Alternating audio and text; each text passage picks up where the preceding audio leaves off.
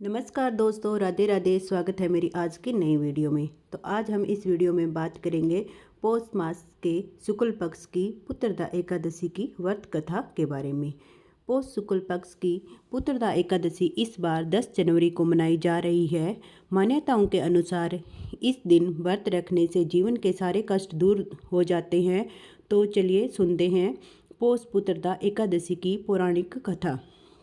वर्ष में आने वाली 24 एकादशी में से पुत्रदा एकादशी का खास महत्व माना जाता है। कहते हैं इस दिन एकादशी का व्रत रखने से बैकुंठ धाम की प्राप्ति होती है। इसके अलावा ये व्रत उन लोगों के लिए फलदायी साबित होता है जिन्हें संतान प्राप्ति में बाधाएं आ रही है। ऐसी मान्यता है कि इस व्रत को रखने से संतान सुख की प्राप्ति होती है, साथ ही संतान की लंबी आयु की भी प्राप्ति होती है। चलिए आपको बताते हैं पुत्रदा एकादशी की कथा। पौष पुत्रदा एकादशी की पौराणिक कथा के अनुसार एक नगरी में सुकेतुमान नाम का राजा रहा करता था, जिसकी पत्नी का नाम सवैया था। राजा रानी को कोई संतान नहीं थी, जिसे लेकर वे हमेशा दुखी रहा करते थे। उन्हें इस बात की हमेशा चिंता सताती थी कि उनके बाद उनका राजपाट कौन संभालेगा, उनका अंतिम संस्कार, श्राद्ध, पिंडदान आदि कौन करेगा।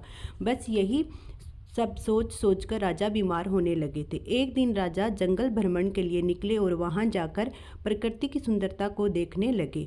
वहां उन्होंने देखा कि कैसे हिरण, शेर और अन्य पशु पक्षी भी अपनी पत्नी व बच्चों के साथ जीवन का आनंद ले रहे हैं। ये सब देखकर राजा को मन और विचलित होने लगा। वे सोचने लगे कि इतने पुण्य कर्मों को करने के बाद भी मैं निसंतान हूँ। तभी राजा को अचानक से प्यास लगी और वह जल की तलाश में निकल गए।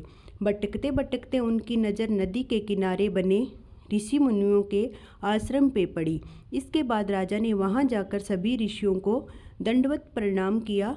राजा का सरल स्वभाव देख ऋषि अत्यंत प्रसन्न हुए और उनसे वरदान मांगने को कहने लगे, जिस पर राजा ने उत्तर दिया, हे देव भगवान और आप संत महात्माओं को की कृपा से मेरे पास सब कुछ है। बस मुझे एक ही दुख है कि मेरी कोई संतान नहीं है, जिसके कारण मुझे अपना जीवन व्यर्थ लगता है। यह सुन ऋषि बोले, राजन, आज पुत्रदा एकादशी है और आप पूरी श्रद्धा से इस एकादशी का व्रत करो।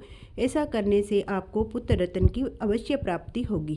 ऋषि की बात सुनकर राजा ने विधि विधान से यह व्रत किया और नियम के अनुसार द्वादशी के दिन इस व्रत का पारण भी किया। फिर इसके बाद कुछ दिनों बाद सब रानी गर्भवती हुई और उन्हें एक तेजस्वी पुत्र की प्राप्ति हुई। इस प्रकार पौष मास के शुक्ल पक्ष एकादशी का व्रत का महत्व कई गुना बढ़ता चला गया। इस कथा को कहने वाले व सुनने वाले की सभी मनोकामना पूरी करना। मेरी वीडियो अच्छी लगी हो तो लाइक, कमेंट एंड शेयर जरूर करना। मिलते हैं दोस्तों एक नई वीडियो के साथ। तब तक के लिए राधे राधे।